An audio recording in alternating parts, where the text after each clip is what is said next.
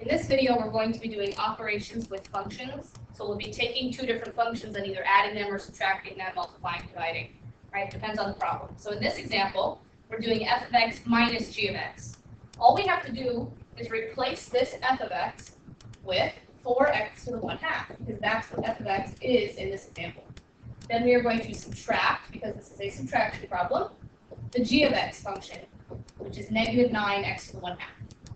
So I put that one in parentheses just so you can see that there's a subtraction sign, but also a negative sign, which you know is just going to become plus 9x to the 1/2.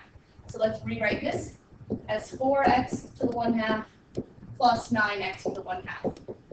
Now, if you can, you should always simplify until you get down to the most simplified version. Since these both have a 1/2 power, I can add them together. They're what we call like terms, right? If it was x squared and x squared, you could add those together and get 2x squared.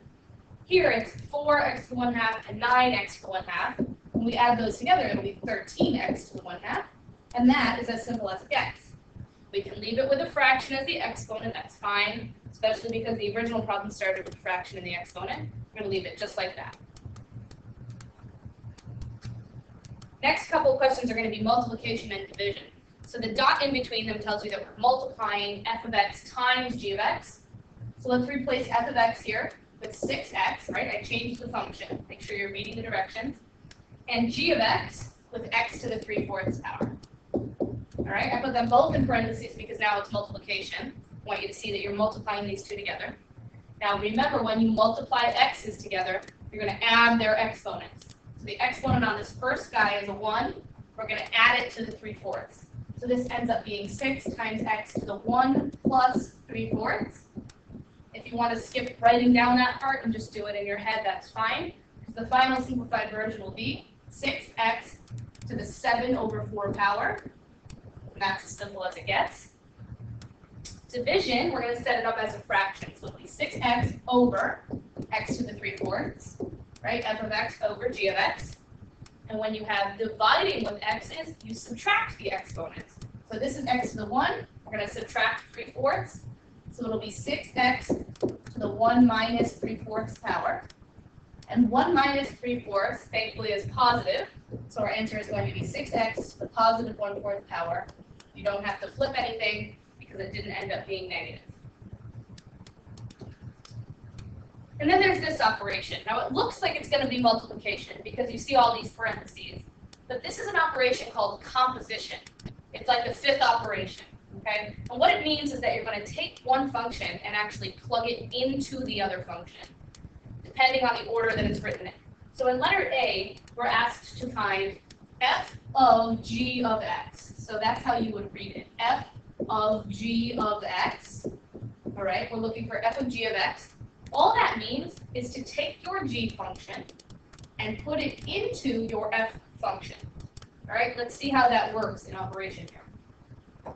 We're putting g into f. So our f function says this: 4 times x to the negative 1 power. Right, and I changed x to a parentheses and left those parentheses open because what's going to go in there is the entire function for g. The g function is 5x minus 2. So in here, I'm going to squeeze a 5x minus 2, and now I just have to simplify. So I'm not allowed to have this negative 1 as an exponent in my final answer. So the entire quantity 5x minus 2, which currently has a negative 1 on it, is going to drop down to the bottom. The 4 gets to stay on top. So 4 stays. On the bottom, we'll move the 5x minus 2. The exponent would become a positive 1, which I don't need to show. So this is the final answer. In example B, we're asked to find g of f of x, which means we're going to take the f function, put it into the g function. All right, so our g function says 5 times x minus 2. And in place of where x goes, I'm going to put the entire f function, which is 4x to the negative 1 power. And now again, all I have to do is simplify. So the 5 times the 4 I'm able to do, which is a 20. The x to the negative 1 stays next to it, and then there's this minus 2. And you know you can't leave your answer with that negative exponent. So it's going to drop below the 20, and the minus 2 just hangs out next to that fraction. That is the simplified version. And in some cases, you may see f of x or g of x. It means you're going to take a function and put it inside itself. This is about as complicated as it's going to get. Okay, so in this one, we're asked to find f of x, which means put f inside of f. So the f function tells us it's 4 times something to the -1 power. That something in this case is going to be the entire f function again. And if you wanted to get really crazy, you could even start doing f of x, right? And you would put it inside of itself, inside of itself, inside of itself.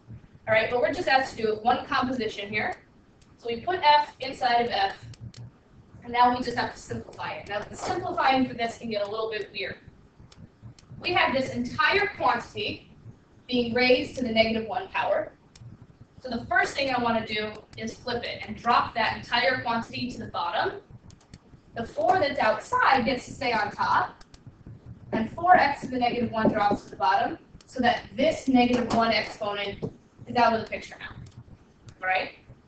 But we still have the -1 exponent from the inside. Now this is being raised to the -1 power and needs to move up and become positive. So we will have a 4 up top, x to the 1 over 4, and then these 4's just reduced to a 1. So our final answer ends up being x. Now this won't always happen when you have a composition where you put f inside of f or g inside of g, but it sometimes happens, right? If it does, then your answer is just x. And then there is a symbol on your homework. It's just another way of showing composition that I just want to point out. If you see an open circle, that's the same as saying f of g of x. So you would put your g function inside your f function, right? That open circle means composition, not multiplication. So this is just another way of saying f of g of x, right? With the open circle, it means the same thing.